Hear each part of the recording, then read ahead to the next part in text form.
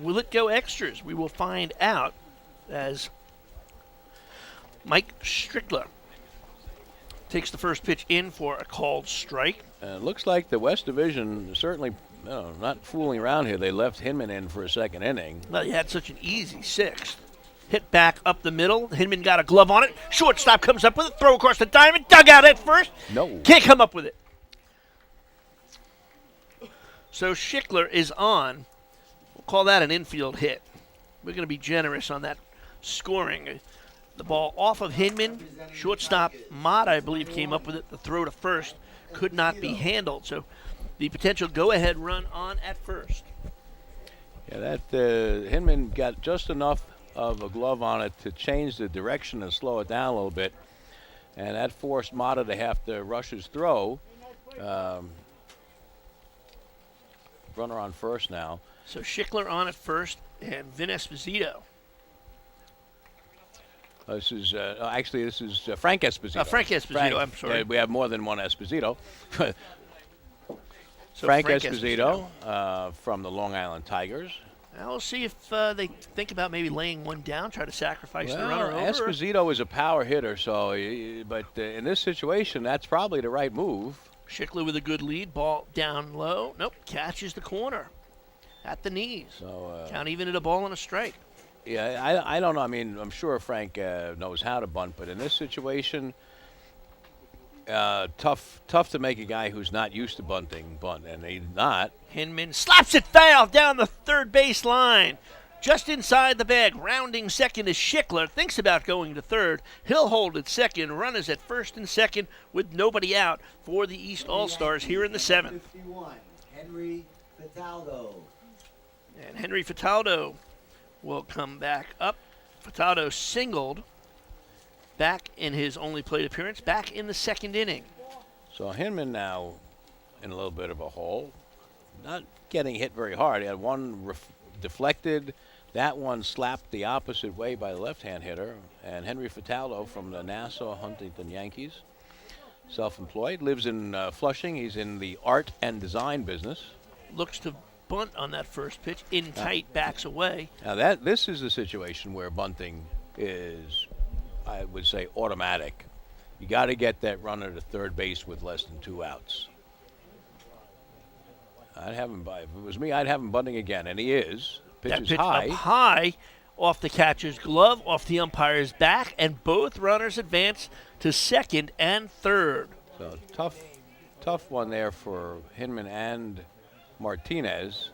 Ball, I think Hinman a little overthrew that one, trying to keep the ball. When the batter's bunting, you're really supposed to throw at his head, or at least throw up as much as you can, because it's much more difficult to bunt a pitch that's up in your eyes.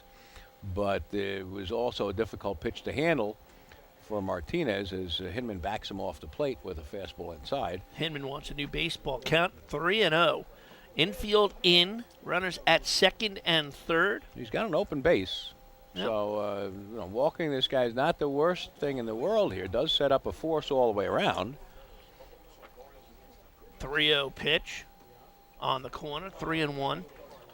Fataldo taking all the way. Well, it's the right thing to be doing, 3-0 in this situation. And Hinman not having an easy time of it this inning after an easy one, the last one. Tailing fastball catches the corner. Outside corner on that one there. Count runs full, 3-2. They got the infield in all the way around, so they're really they're playing to cut off the go-ahead run at the plate. Big pitch coming up here. 3-2. Hinman from the line. The pitch. Breaking ball misses up high, and the bases are loaded. So Fataldo down to first. Esposito at second. Schickler at third. And Artie Flomer, who grounded out third to first back in the first inning, comes up with the bases loaded. Somebody's going to be a hero. Will it be Flomer?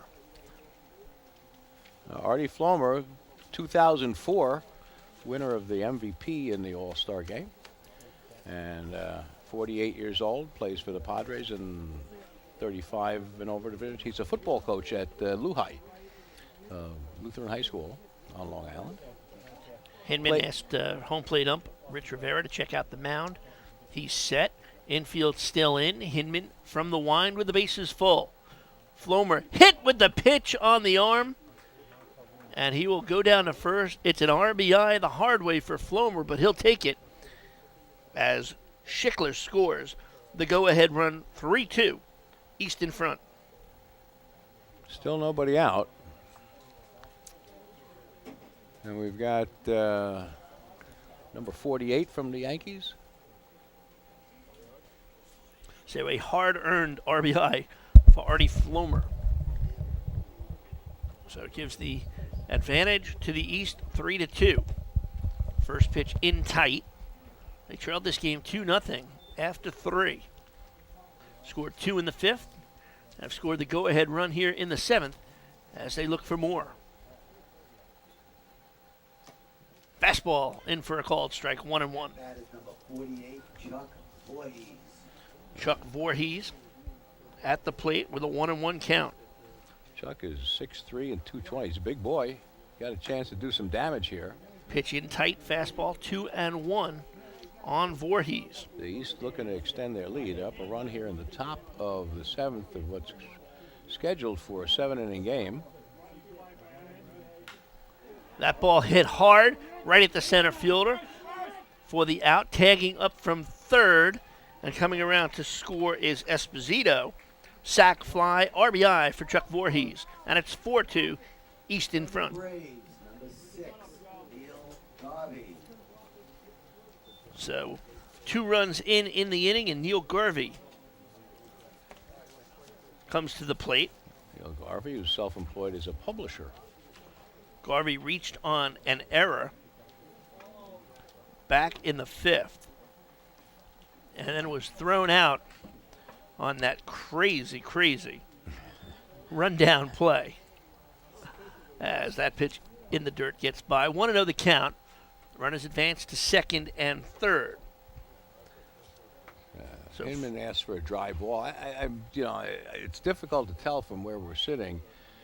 The field looks fine, but when I stepped outside a little while ago, there is a steady, I want to say more of a mist, heavy mist than rain, so it's not interfering with the field conditions, but it is interfering apparently with Hinman's grip on the ball. That's again, ball gets past Martinez, and a run comes in to score. So it's 3 runs in now for the East All-Stars in the top of the 7th. They've taken a 5-2 lead with only 1 out.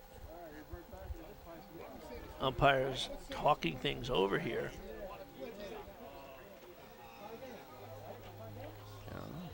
Maybe. Wait and see what the decision is here. Hinman was complaining about the mound. What do you think? Wow. I mean, do we do an MVP? Do we? No. I would give it to Eisenberg just on those 2 catches. I mean, I don't know if we can do it on the field. Can we do it in here? I mean, you won't get FaceTime, but, you know. Yeah, there's no overhang or anyplace here. You know, I don't have an umbrella. Mine's in the car. I didn't bring it. Rick, you want to throw the tarps on just in case you don't, or in case it stops and, you know. And we welcome you back to SUNY Old Westbury House, joined by League President Tim Hott. 2-2, the score in this one. They revert back to the end of the 6th inning, and due to the weather, umpires call the game. So the game ends in a tie. It's an all-star game, Tim, and really that doesn't really matter who wins or loses this game. It's just the fact that we were able to get 6 innings of play in. Absolutely, and given the conditions as they deteriorated very rapidly there after the top of the 7th inning, I'm very pleased that we got as many innings as we did. And we want to give every game we give an MVP award. This one is going to Evan Eisenberg because in the top of the 3rd inning, he made 2 beyond spectacular plays. And when you get to see the replays, you will really appreciate him. One in foul territory from second base to foul territory down the right field line, and the other one going back in short right field, which I still cannot figure out how he got to. So really just on those 2 web gems alone, this trophy belongs to Evan Eisenberg. Congratulations, Evan. Thank you. And thank you for really giving us a thrill out there today. Evan, this was a game, going into the All-Star game, you expect a lot of offense, but really, defense really played well. It started out in the early going. Both pitchers did a great job fielding their position, but as Tim mentioned, at the top of the third, back-to-back plays. The first play, let's see if you can remember the plays. The first one, foul ball down the right field line, all the way from second base, running over to make that play. That's my favorite play to make. There's no doubt about it. When the ball was hit, I felt like I had a chance for it and just ran as hard as I could. And that was definitely the easier of the two plays. The second one, obviously not the easier of the two plays, but the more spectacular as you went all the way out into right field. What do you remember about that play? I remember the ball almost coming out. I went down, pretty hard, and the ball popped up onto my glove, and then I was able to, make sure it didn't fall out. Now you're playing in the 35 and older league right now, the Fighting Irish. You guys are 9-7. What kind of a year has it been for your club? It's been a good year. I think the team's coming together, and I think we can really make a run for it. Talented all across the board, good pitching, good defense, and I think we can make a push in the playoffs. It's funny. I asked you about how you're doing this year stats-wise, and you said, you know what, our team hasn't really kept stats since week 2. Yeah, so it's really not about numbers with you guys, and obviously seeing that on the field today. But what was the experience like being selected for the All-Star game, being able to play, and then, of course, having those 2 great catches is memories of a lifetime? This is my first year in the league, so it's my first All-Star game, and my kids came, my wife, my dad was here, so it was really special. My son's only 4, and he was able to see it, so he was pretty happy. So now is your son going to expect for you to be in the All-Star game every year and make great plays every year? I think so. Well, you got a big hill to climb, my friend. I think so. All right, Evan Eisenberg. He's the MVP in today's game, a 2-2 tie, East and West All-Stars. Evan, congratulations, and enjoy the trophy. Give it to your son, probably bigger than him. I think so. All right, and Tim Hott, let's talk about this one. We said it's an All-Star game. Winning, losing, really doesn't matter. It's just the fact that these guys got out here. Look, the weather played havoc, but we got 6 innings of pretty good baseball. We got 6 innings of very good baseball. It was a 2-2 game. I think the conditions probably contributed a lot to the top of the 7th inning there when the East was able to push across 3 runs on a couple of really sloppy plays, and sloppy meaning the conditions were sloppy. The umpires calling it at the time, I think that was the right move. Again, we don't want to get anybody hurt. This is an all-star game.